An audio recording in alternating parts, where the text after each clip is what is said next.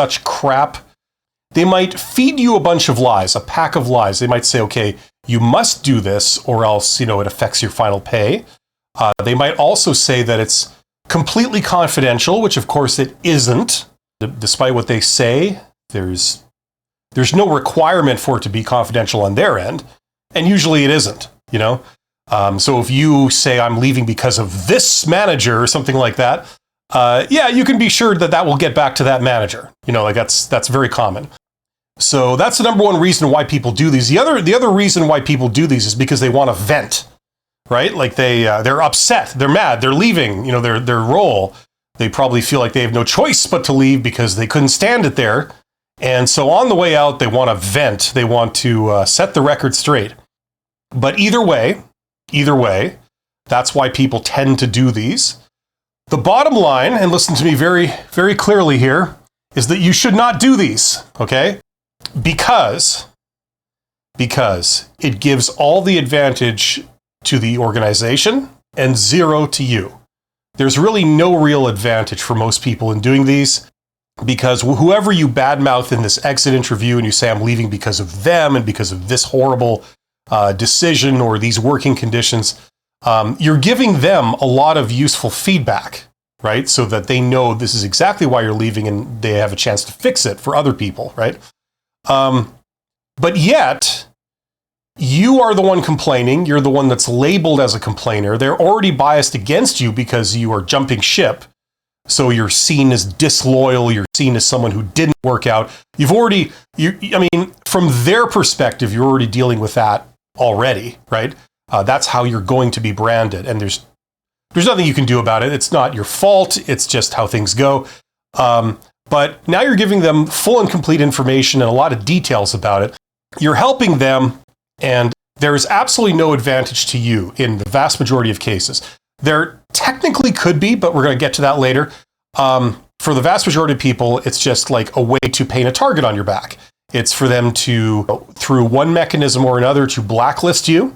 The way that works is that if you explain in an exit interview that you're leaving because of a person or because of a policy or something like that, this information is shared to varying degrees among the management. They're using this to learn. And there could be personal feelings involved. If you say I'm leaving because of this jackass of a manager and they're involved in that. What they could do is, if you are applying for another job in a company that's relatively adjacent to this company, because in a lot of places these industries are small. If you live in a city with 25 million people in it, then you probably don't have to worry about this. But most other places, industries are relatively small if you're in the same location. And so what one company does gets around, right? So an employee that doesn't work out with one company, that can have an effect on the others. What will happen is a manager can pick up the phone to a contact they have at another company and say, oh, I hear you're hiring this person. Well, here's the lowdown on them, right? So that's why it can be dangerous for you. So exit interviews are bad. Don't do them. They usually frame these a little bit deceptively, so they try and get you to do them and try and make you think that you have to do them when you don't. That's the bottom line. Tyler B says, can you just attend if and not reveal any infos or just keep everything cool? I tried to do that once. If you are the type of person that you can keep your emotions well in check in this charged situation, you're leaving a job.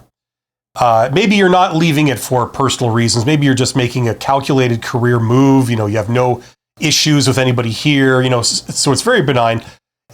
If you can go and you can not say anything negative, okay, and just say positive things, okay? If you're the type of person that can do that in the exit interview and not get overcome with, the emotion of the situation, because most people, when they're leaving for a reason. They were annoyed by someone or something, right? And it can be very hard to keep your emotions in check when they're engaging you in it and you're opening that can of worms.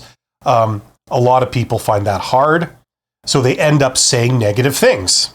Even if it's they're saying a negative thing politely, right? They're still saying a negative thing. That's it. That's, doesn't matter how politely you say it. The point is, you couldn't work with this person or something like that. That's the bottom line. And that's what does the damage, right?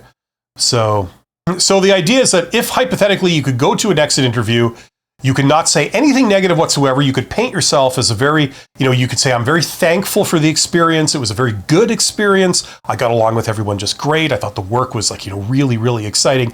Blah, blah, blah, blah, blah, blah, blah. Then maybe, just maybe, that might have a positive effect for you, because that's the impression they're left with. And they're going to share this. Whatever assurances they make of confidentiality and all this kind of stuff, it's like, it's BS. Okay, that information spreads. So if you could do that, then maybe there's a point to doing it. But if you think that there's any chance that, once they get you started on the issues, you're going to say something negative, don't put yourself in that situation. That's what I would say. I mean, each to their own. This is just a recommendation, but that will be my position on it. Tyler says, thank you for explaining that. I would say I can keep my emotions concealed. I have made the mistake of saying bad things, though. Noted. Yeah, don't show up at the exit interview with your knuckle dusters or your company issued knuckle dusters. Either way, if you bring your own, that can help, I guess. But that's the thing. The important, it's so cheesy to say this, but you need to know yourself if you're the type of person that can keep your emotions in check when they bring up why you're leaving, and who you are, right? Like if it's like opening a can of worms, this like horrible thing that just you can't deal with, and that it just turns you into like this emotional wreck. Like you're consumed with rage, or you're gushing, because you can't handle it. Who you are, then you probably won't want to do an exit interview if they ask you, right? And I wouldn't flat out refuse, by the way. I wouldn't say like, no, I refuse to do it.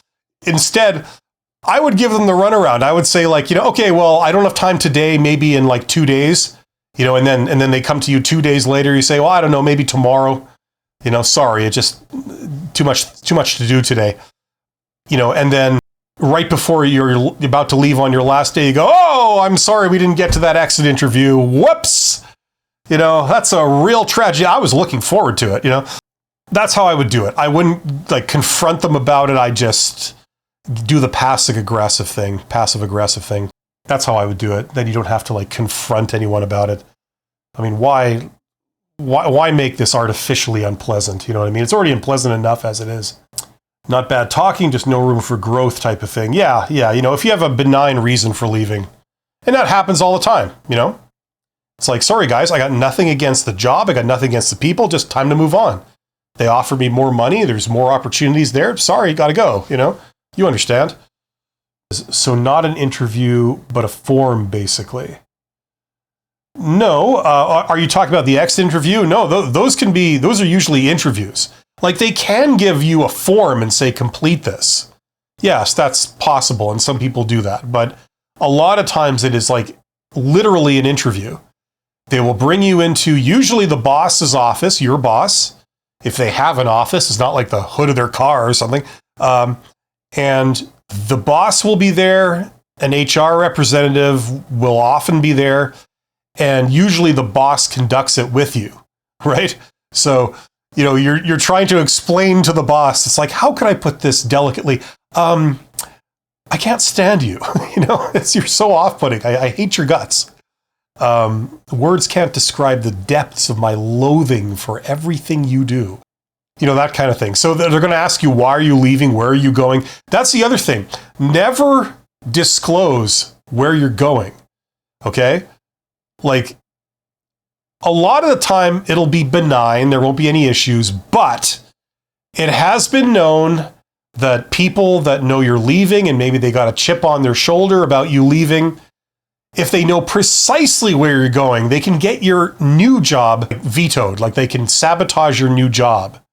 They can call up the person that's hiring you and they can say, oh, hey, I'm this person from this company. I understand that you're hiring this person. They're about to sign on with you.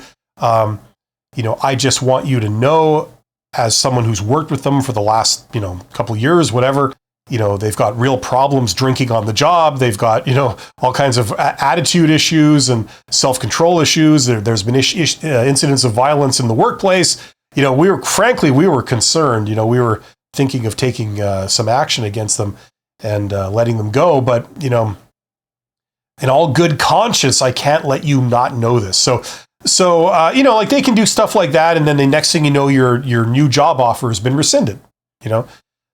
Doesn't happen super often, but it has been known. So never give them full and complete information about where you're going, like what department, who's your new boss, who's the recruiter you're working with. You know what I mean? Just don't do that. It's none of their damn business where you go. And if they don't know where you're going, they can't sabotage you. That's the idea. It's not that, you assume the worst in everybody. You just protect yourself, Amaze says, hi, Bill. Do employers conduct exit interviews with managers when an employee leaves? Yeah. Not necessarily. They can. That sometimes happens. Like, it can happen for a variety of reasons. Number one, it could be policy, right? Usually it's not. Usually they just conduct an exit interview with the employee. And a lot of times it's more of an HR thing than the actual manager thing. The reason why that is because most companies realize that a certain amount of turnover is just always going to happen, right? People are going to come, they're going to come and go. That's just how it goes. Some people are going to work out, some people are not going to work out. It doesn't matter what you do, it doesn't matter who you are. You're always going to see some people leaving because of you, no matter what you do and who you are. That's just the nature of humans. We all, like, for example, we see this everywhere. I've been running a YouTube channel for like 6 years. I could do a video saying, you guys are awesome. I wish you every bit of good luck and, best of luck for the future. You're awesome. And then I'll get like comments where people say, F you, you fat bastard in a suit. Who do you think you are? Why would you think I care about what you think about me? That's just human nature. You're going to get a certain amount of noise. So employers know this. They know that, people are going to leave. They're going to be mad at the company, mad at the people in it. And that doesn't necessarily mean anything. On the other hand, if it's a more prominent employee and it's a place where they don't have a very high employee turnover, they're going to take it more seriously if they're a company that cares especially about their employees. And I've seen that. I've seen people. I've had the manager of a division of a company in my early career come up to me and explain to me and say, if an employee leaves one way or another, it's on us. We're the cause. Either we picked the wrong person or we treated them the wrong way or we drove them out. But one way or another, it's a reflection on us if somebody leaves. And that's why we're very interested and very tuned into that. And I was like, wow, that's a pretty amazing attitude. I've never seen that before. But you do get that, right? So especially in that case, they will look into it. Now, if you go to an exit interview, you say, I'm leaving because of him, right? This jerk, drove me away. I would have loved to work in this job. I loved the work. I loved it working here. I saw a glowing career in front of me here, but this person treated me unreasonably. He broke company policy, blah, blah, blah, and now I'm leaving. They will look into that, I don't know, roughly half the time, something like that, maybe. For example, is the manager asked for feedback or to confirm whether the employee is eligible for rehire? I don't know. Rehire is usually something we don't see. Usually once you're gone, you're gone. Because, think of like job interviews. Think of the hiring process.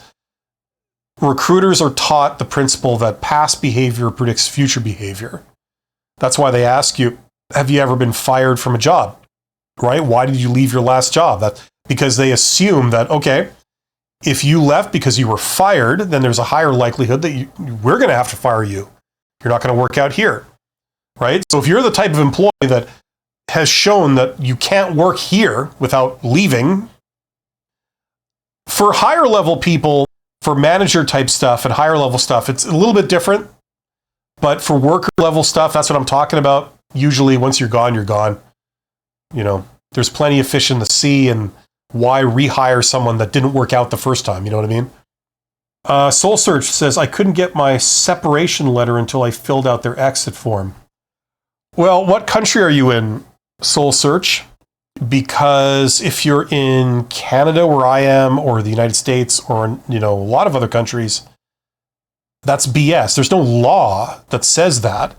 That's these people telling you this, making up a rule and saying, oh, well, you know, you can't get this without that. That's BS. That's the thing. They tell you, like, for example, they might tell you the exit interview is mandatory. It's not. Okay?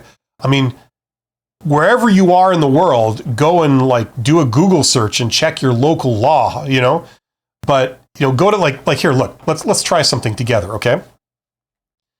I'm going to do chat. I'm going to do this ChatGPT temporary chat, which I've never done before. Let's zoom in. Okay, so let's pretend I'm in the United States, and let's pretend I'm in Wisconsin, of all places. And if an employer tells me that I won't get, what was it? I won't get my separation letter until I fill out the exit interview form, is that true? Is that legal, or are they just making it up?